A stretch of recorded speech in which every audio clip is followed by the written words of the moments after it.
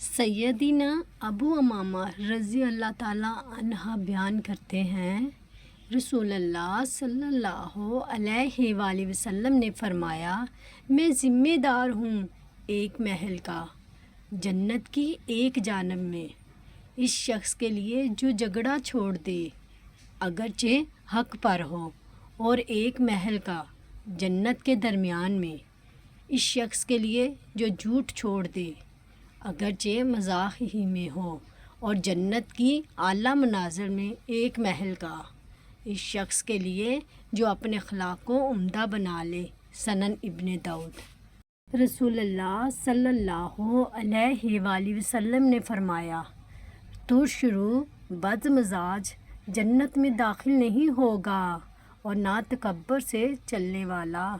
سنن ابن داؤد۔ حضرت انس رضی اللہ تعالیٰ عنہ کا بیان ہے کہ رسول اللہ صلی اللہ علیہ وآلہ وسلم کی اونٹنی عصبہ ہمیشہ سب سے آگے رہتی تھی، کوئی اس سے آگے نہ بڑھتا تھا۔